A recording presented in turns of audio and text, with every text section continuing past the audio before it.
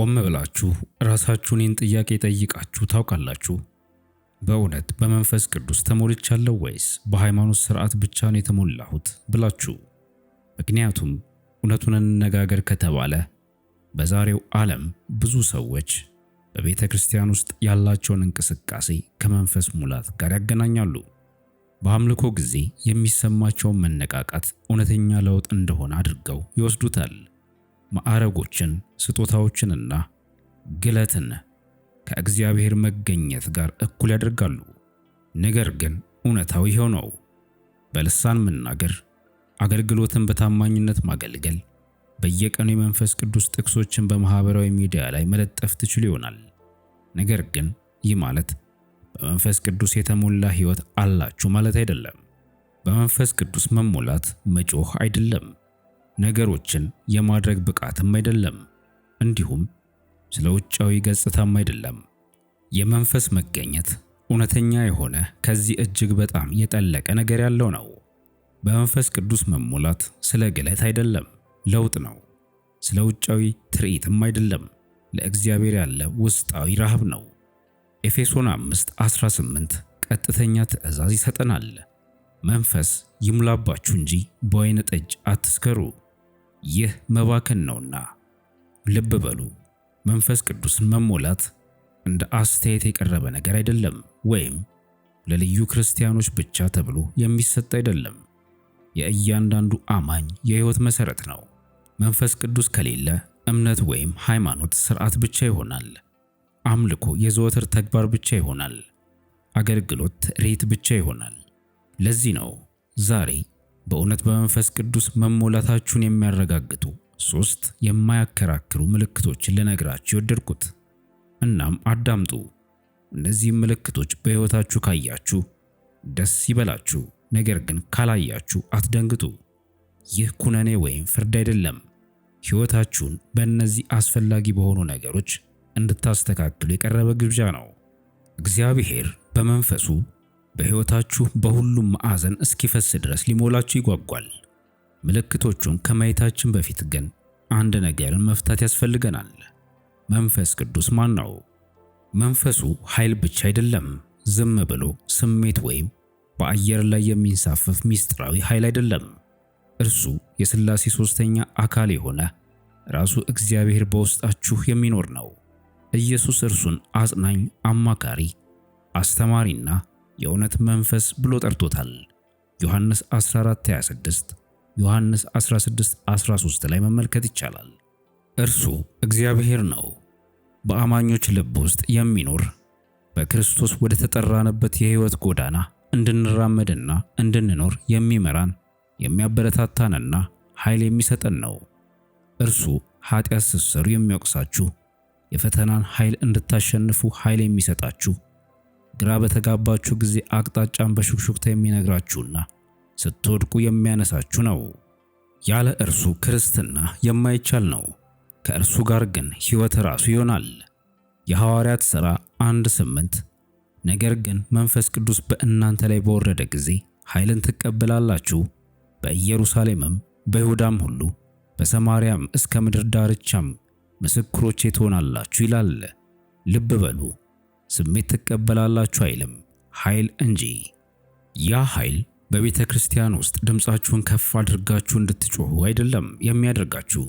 ባህሪያችሁን፣ ምኞታችሁንና የአኗኗር ዘይቤያችሁን ሁሉ ይለውጣል። ይህም ወደ እውነተኛው ጥያቄ ያመጣናል። በእውነት በመንፈስ ቅዱስ እንደተሞላችሁ እንዴት ታውቃላችሁ ወደሚለው። በመንፈስ ቅዱስ መሞላታችሁን የሚያረጋግጠው የመጀመሪያው ምልክት ውስጣዊ ለውጥ ነው። ሁለተኛ ቆሮንቶስ 5:17 እንዲህ ይላል፣ ስለዚህ ማንም በክርስቶስ ቢሆን አዲስ ፍጥረት ነው፣ አሮጌው አልፏል፣ እነሆ ሁሉም አዲስ ሆኗል። መንፈስ ሲሞላችሁ ዝም ብሎ ስጦታዎችን ብቻ አልሰጣችሁም። ባህሪያችሁን ይለውጣል። ምኞቶቻችሁ ይለወጣሉ። እሴቶቻችሁ ይለወጣሉ። ቀድሞ ተወዷቸው የነበሩ አላስፈላጊ የሆኑ ነገሮቻችሁን መጥላት ትጀምራላችሁ። ቀድሞ ችላ ትሏቸው የነበሩ ዋና የሕይወታችሁ ቁልፍ ነገሮች ደግሞ በድንገት ውድ ይሆናሉ። ጴጥሮስን አስቡ። መንፈስ ቅዱስን ከመሞላቱ በፊት በፍርሃት የተነሳ ኢየሱስን 3 ጊዜ የካደ የማይጸና ነበር። ነገር ግን በመንፈስ ቅዱስ ከተሞላ በኋላ በሺዎች በሚቆጠሩ ሰዎች ፊት በድፍረት ወንጌልን አወጀ። ያ የባህሪ ለውጥ ሳይሆን በመንፈስ የሆነ የውስጥ ለውጥ ነበር። ልዩነቱ ግልጽ ነው። መንፈስ በውስጣችሁ ሲገባ በልባችሁ ውስጥ ዝም ብሎ አይቀመጥም። ቅድሚያ የምትሰጧቸውን ነገሮች፣ ምኞቶቻችሁን፣ ድፍረታችሁን ስር ነቀል በሆነ የህይወት ለውጥ መቀየር ይጀምራል። እውነተኛው ጥያቄ ይህ ነው። ወደ ክርስቶስ ከመጣችሁ ጀምሮ ምን አይነት ለውጥ ወይም ልዩነት በህይወታችሁ ላይ አይታችኋል? አሁንም ያንኑ የቀድሞውን ተግባራችሁን ትከተላላችሁ? በዚያው ኃጢአት ልምምድ ውስጥ ተጣብቃችኋል? በተመሳሳይ ህይወታችሁን በሚረብሽ ነገር ትጠመዳላችሁ? ወይስ በውስጠኛው የህይወታችሁ ክፍል ጥልቅ የሆነ ለውጥ አለ? ቅድስናን መራብ፣ ለመታዘዝ መፈለግ፣ እውነትን ለመፈለግ መትጋት አለ? መንፈስ ቅዱስ ህይወታችሁን በዛፍ ላይ እንዳለ ጌጥ ዝም ብሎ አያሳምርም። ከመሰረቱ አንስቶ ያድሰዋል። ይህ ለውጥም ለብዙዎች የሚታይ ይሆናል። በዙሪያችሁ ያሉ ሰዎች ያስተውላሉ። በቁጣ ጊዜ ትዕግስታችሁን፣ በአጸያፊ ዓለም ውስጥ ንጽህናችሁን፣ ቀድሞ ፍርሃት በነበረበት ቦታ ላይ ድፍረታችሁን ያያሉ። ውስጣዊ ለውጥ የመንፈስ ቅዱስ የማይካድ አሻራ ሲሆን በእውነት በእርሱ እንደተሞላችሁ የሚያሳይ የመጀመሪያው ማስረጃ ነው። ሁለተኛ፣ የመንፈስ ፍሬ በግልጽ መታየት። ገላትያ 5 ከ22 እስከ 23 በግልጽ ይነግረናል። የመንፈስ ፍሬ ግን ፍቅር፣ ደስታ፣ ሰላም፣ ትዕግስት፣ ቸርነት፣ በጎነት፣ እምነት፣ የዋህነት፣ ራስን መግዛት ነው። መንፈሱ ሁሉንም በአንድነት ያፈራል እንጂ ለየብቻ አይደለም። ዋናው ቁም ነገር ደግሞ ይህ ነው። ስጦታዎች ሰዎችን ያስደንቃሉ፣ ፍሬ ግን የመንፈስን መገኘት ያረጋግጣል። ስጦታዎችን ማስመሰል ትችላላችሁ፣ ሰብዕናንም ማስመሰል ትችላላችሁ። ነገር ግን ጽኑ ፍቅርን፣ ደስታን፣ ሰላምን፣ ትዕግስትን፣ ቸርነትን፣ በጎነትን፣ ታማኝነትን፣ የዋህነትን፣ ራስን መግዛትን ማስመሰል አትችሉም። እነዚህ ባህሪያት በራሳችሁ የምታመጡት ምግባሮች አይደሉም። መንፈስ ቅዱስ በውስጣችሁ በጥልቀት እየሰራ ለመሆኑ ማረጋገጫ ናቸው። ይሁዳን አስቡ። እርሱ እንደ ሌሎች ደቀ መዛሙርት አጋንንትን አውጥቷል፣ ተአምራትንም ሰርቷል። ስጦታ ነበረው፣ ነገር ግን ፍሬ ስላልነበረው ኢየሱስን አሳልፎ ሰጠ። በሌላ በኩል ደግሞ በመንፈስ የተሞላው እስጢፋኖስን ተመልከቱ።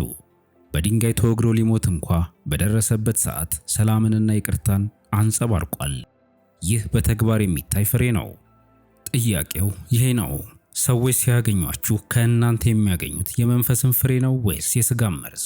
ሲለዩአችሁስ ይዘው የሚሄዱት ፍቅርን ነው ወይስ መራርነትን? ደስታን ነው ወይስ ተስፋ መቁረጥን? ሰላምን ነው ወይስ ትርምስን? የመንፈስ ፍሬ የማይካድ ነው።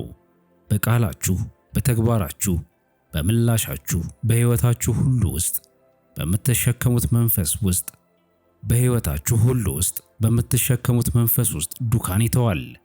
በእውነት በመንፈስ ቅዱስ ከተሞላችሁ ሕይወታችሁ በፍሬው ይሞላል።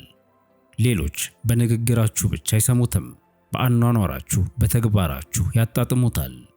ሶስተኛ፣ ለእግዚአብሔር የበለጠ የመራብ ስሜት። ማቴዎስ 5:6 እንዲህ ይላል፣ ጽድቅን የሚራቡና የሚጠሙ ብፁዓን ናቸው ይጠግባሉና። ያ ረሃብ በራሳችሁ የምትፈጥሩት ነገር አይደለም፣ መንፈስ እየሰራ ለመሆኑ ማረጋገጫ ነው። መንፈስ ሲሞላችሁ እግዚአብሔርን መጥገብ አትችሉም። ቃሉ የዕለት እንጀራችሁ ይሆናል። ጸሎት የምትሳተፉበት ኦክሲጅን ይሆናል። አምልኮ ከእንግዲህ ዝም ብሎ መዝሙር ብቻ አይደለም፣ የሕይወታችሁ መት ይሆናል። የእርሱም መገኘት ከዓለም ትኩረትን ከሚነጥቁ ነገሮች በላይ ትናፍቃላችሁ። የትኛውም የምድራዊ ደስታ ከእርሱ ጋር ባለ የመቀራረብ ደስታ ጋር ሊወዳደር አይችልም። ለዚህም ነው እውነተኛ መንፈሳዊ ረሃብ በተለየ መልኩ የሚሰማው። ሸክም ሳይሆን ወደ እግዚአብሔር መገኘት በጥልቀት የሚጎትታችሁ ናፍቆት ነው። ስለ ቀድሞዋ ቤተክርስቲያን አስቡ። የሐዋርያት ሥራ 2:42 እንዲህ ይላል፣ በሐዋርያትም ትምህርት፣ በኅብረትም፣ እንጀራ በመቁረስም በጸሎትም ይተጉ ነበር። ያ ይተጉ ነበር የሚለው ቃል ታታሪ፣ ቁርጠኛና የተራቡ እንደነበሩ ያሳያል። መንፈስ ለእግዚአብሔር መገኘት ጥገኛ እንዲሆኑ አድርጓቸዋል። አንድ ቀን ያለ እርሱ መቆየት አልቻሉም ነበር። ጥያቄው ይህ ነው። ምንን ትመኛላችሁ? ከቃሉ ይልቅ ለፊልሞች የበለጠ ትራባላችሁ? ከእርሱ ጋር ከመቀራረብ ይልቅ በማህበራዊ ሚዲያ ላይ ለሚሰጡ ላይኮች ትጠማላችሁ? መንፈስ ቅዱስ ለእግዚአብሔር ያላችሁን የውስጥ ረሃብ ወይም ፍላጎት ይፈጥራል። መንፈስ ራሱ እግዚአብሔር ብቻ ሊሞላው የሚችለውን የጽድቅ መሻት ይቀሰቅሳል። አንዴ ከጀመረም እንደ ቀድሞ አትቀሩም። ማጠቃለያ፣ እንግዲያውስ ሁሉንም አንድ ላይ እናድርገው። ውስጣዊ ለውጥ መንፈስ ልባችሁን እንደተረከበው ያረጋግጣል። የመንፈስ ፍሬ መገኘቱ ንቁ እንደሆነና ባህሪያችሁን እየቀረጸ እንደሆነ ያረጋግጣል።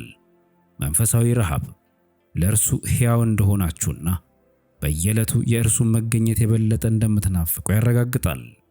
እነዚህ እንደ ተጨማሪ የሚታዩ ነገሮች ወይም የላቀ የክርስትና ደረጃዎች አይደሉም። በእውነት በመንፈስ ቅዱስ እንደተሞላችሁ የሚያሳዩ ተጨባጭ ማስረጃዎች ናቸው። ሮሜ 8:9 ግልጽ ያደርገዋል። እናንተ ግን የእግዚአብሔር መንፈስ በእናንተ ዘንድ ቢኖር በመንፈስ እንጂ በሥጋ አይደላችሁም ይላል። በሌላ አነጋገር የመንፈስ መገኘት ዝም ብሎ በረከት አይደለም፣ የባለቤትነት ምልክት ነው። በክርስቶስ መሆን ማለት ተለውጦ መኖር፣ ፍሬያማ መሆንና ለእርሱ የበለጠ መራብ ማለት ነው። በሕይወታችሁ ውስጥ እነዚህ ምልክቶችን ካላያችሁ አትደናገጡ፣ እናም አታስመስሉ። ባዶ በሆነ ሃይማኖት ወይም በውጫዊ ገጽታ አትወሰኑ። ይህ ኩነኔ ወይም ፍርድ አይደለም፣ ከሰማይ የመጣ የመንቃት ጥሪ ነው። መንፈስ ቅዱስ አሁንም አለ። የእግዚአብሔር ለውጥ የማይካድ እስኪሆን፣ ፍሬ በዝቶ እስኪገኝና የእርሱ ረሃብ የሕይወታችሁን ሁሉ ክፍል እስኪለውጥ ድረስ ሊሞላችሁ ይጓጓል። ግብዣው ቀላል ነው። ልባችሁን ክፈቱ፣ ለመንፈሱ እጅ ስጡ እና እርሱ እንዲረከብ ፍቀዱለት። ምክንያቱም እርሱ ሲሞላችሁ በቃላችሁ ብቻ አይታይም፣ በሕይወታችሁ በሁሉም ማዕዘን መፍሰስ ይጀምራል።